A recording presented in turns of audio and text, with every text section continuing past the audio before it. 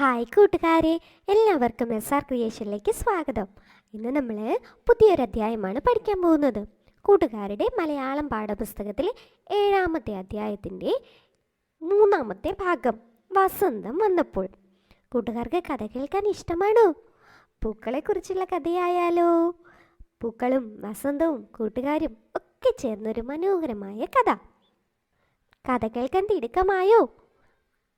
പാഠത്തിലേക്ക് കടക്കുന്നതിന് മുൻപ് ആദ്യമായിട്ടാണ് കൂട്ടുകാർ ഈ ചാനൽ കാണുന്നതെങ്കിൽ സബ്സ്ക്രൈബ് ചെയ്യുക. തൊട്ടടുത്ത് കാണുന്ന ബെൽ ബട്ടൺ കൂടെ ക്ലിക്ക് ചെയ്യുമ്പോൾ ഞങ്ങളിടുന്ന ക്ലാസ്സുകൾ കൂട്ടുകാർക്ക് നോട്ടിഫിക്കേഷനായിട്ട് ലഭിക്കും. അപ്പം നമുക്ക് നേരെ പാഠത്തിലേക്ക് കടന്നാലോ?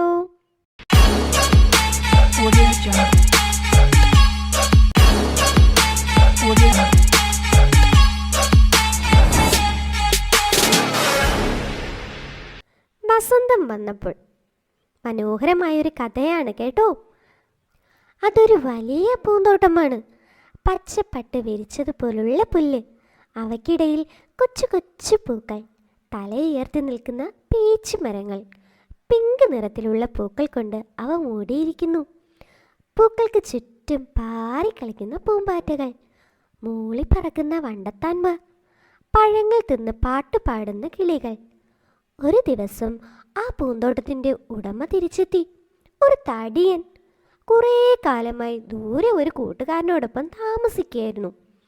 പൂന്തോപ്പിലെ കാഴ്ച കണ്ട് അയാൾക്ക് അരിശം വന്നു. കുറേ കുട്ടികൾ അതാ അവിടെ കളിക്കുന്നു. ചെടികൾ പിടിച്ചു വലിച്ചും മരക്കൊമ്പുകളിൽ കയറിമറിഞ്ഞും അവർ തോട്ടമാകെ നാശമാക്കിയിരിക്കുന്നു. കോപം കൊണ്ട് അയാളുടെ കണ്ണുകൾ ചുമന്നു. കൊമ്പൻ മീശ വിറച്ചു. ആരാണ് നിങ്ങൾ? എന്താണ് നിങ്ങൾക്കിവിടെ കാര്യം? പരുക്കൻ ശബ്ദത്തിൽ അയാൾ അലറി. പേടിച്ചു പോയ കുട്ടികൾ പറന്നു. എൻ്റെ തോട്ടം എൻ്റേതു മാത്രമാണ്, ഒരാളും ഇവിടെ കയറി കളിക്കണ്ട. അയാൾ പിറുപിറുത്തു. പൂന്തോപ്പിന് ചുറ്റും അയാൾ വലിയ മതിൽ കെട്ടി. അവിടെ എഴുതി വെച്ചു, അതിക്രമിച്ച് കിടക്കുന്നവർ ശിക്ഷിക്കപ്പെടും. അതോടെ കുട്ടികൾ പൂന്തോട്ടത്തിൽ കയറാതായി. മഞ്ഞുകാലം കഴിഞ്ഞു. വസന്തം വീണ്ടും വന്നു. നാട് മുഴുവൻ പൂക്കൾ നിറഞ്ഞു.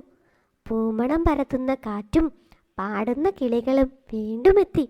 എന്നാൽ ആ തോട്ടത്തിൽ അപ്പോഴും മഞ്ഞുകാലം തന്നെ.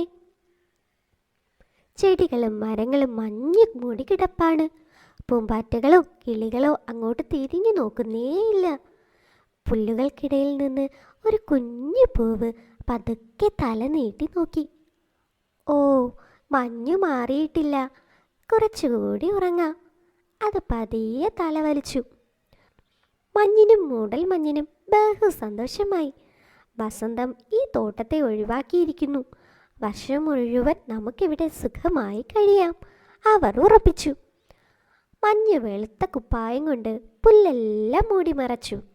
മൂടൽ മഞ്ഞിൻ്റെ വെള്ളപ്പുകയിൽ മരങ്ങൾ മങ്ങിപ്പോയി. തണുത്ത കാറ്റ് ചൂളമടിച്ചുകൊണ്ട് അവിടെ എല്ലാം ചുറ്റിയടിച്ചു. ഇടയ്ക്കിടെ മഞ്ഞുമഴ തകർത്തു പെയ്തു. രോമക്കുപ്പായവും കമ്പിളിപ്പുതപ്പും ഉണ്ടായിട്ടും തണുത്ത് വിറച്ചുകൊണ്ട് തോട്ടോടമ ഇടയ്ക്കിടെ ജന്നാല വിടവിലൂടെ പുറത്തേക്ക് നോക്കും. ഈ തണുപ്പ് കാലം എന്താ മാറാത്തത്? പൂക്കാലം വരാൻ വൈകുന്നതെന്താ? ഈ തണുപ്പ് കാലം എന്താ മാറാത്തത്? പൂക്കാലം വരാൻ വൈകുന്നതെന്താ? ചുറ്റുപാടുമുള്ള തോട്ടങ്ങളിലെല്ലാം വസന്തത്തിൻ്റെ ഉത്സവമാണ്.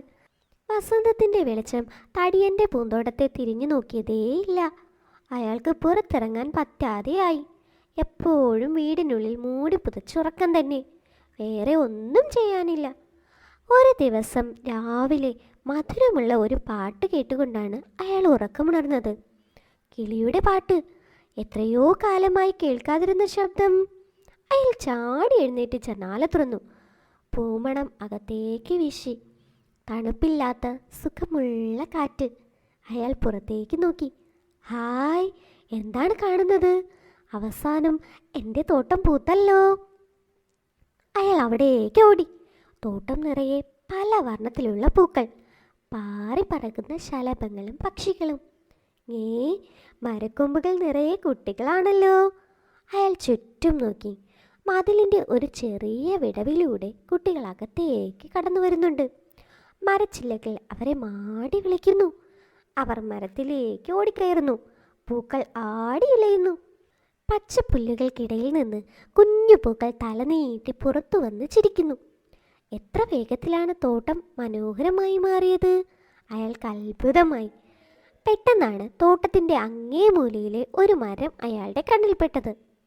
അതുമാത്രം പൂത്തിട്ടില്ല.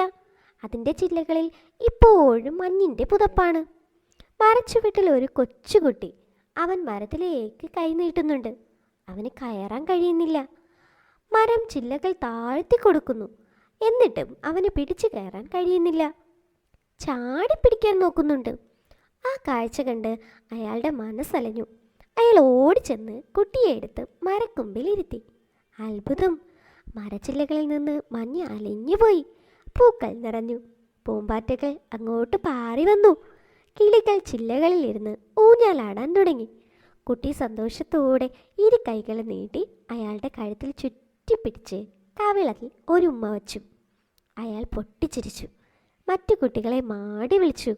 കുഞ്ഞുങ്ങളെ, ഈ തോട്ടം ഇനി നിങ്ങളുടേതാണ്, നിങ്ങളുടേത് മാത്രം, അയാൾ ഉച്ചത്തിൽ പറഞ്ഞു. അവർ സന്തോഷത്തോടെ ഓടിയെത്തി.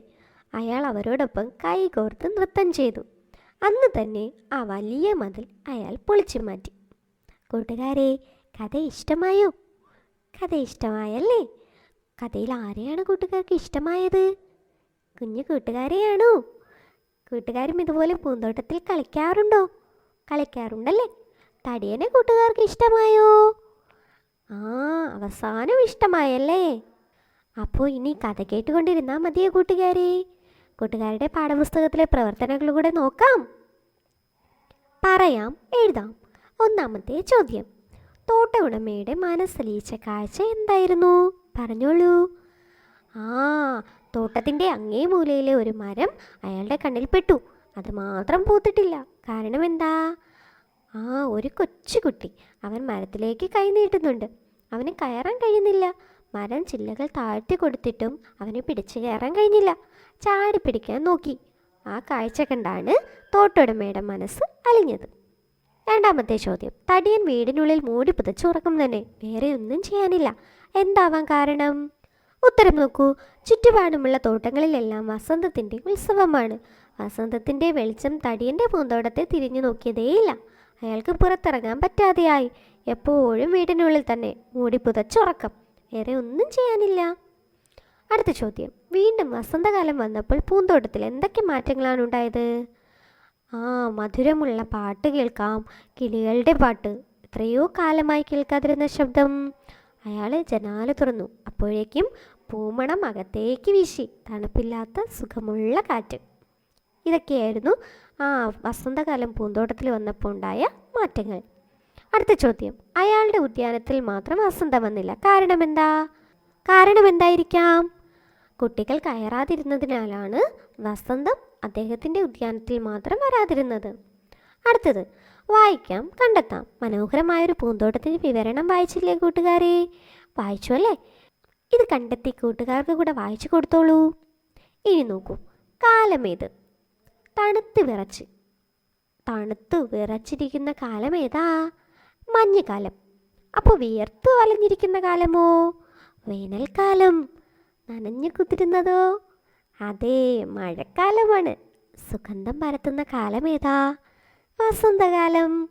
അപ്പോൾ 4 കാലങ്ങളെക്കുറിച്ച് നമ്മൾ പഠിച്ചു അല്ലേ? മഞ്ഞുകാലം, വേനൽക്കാലം, മഴക്കാലം, വസന്തകാലം. സംഭാഷണം എഴുതാം. ഇത് കൂട്ടുകാർ ചെയ്യണം കേട്ടോ. പുല്ലുകൾക്കിടയിൽ നിന്നൊരു കുഞ്ഞു പൂവ് പതുക്കെ തല നീട്ടി നോക്കി. മഞ്ഞ് മാറിയിട്ടില്ല, കുറച്ചുകൂടി ഉറങ്ങാം. അത് പതിയെ തലവലിച്ചു. കുഞ്ഞുപൂവിനോട് പുല്ല് എന്തെല്ലാം പറഞ്ഞിട്ടുണ്ടാവും. അത് കൂട്ടുകാർ സംഭാഷണ രൂപത്തിൽ എഴുതണം കേട്ടോ. അടുത്ത ചോദ്യം: കണ്ടെത്താം, എഴുതാം.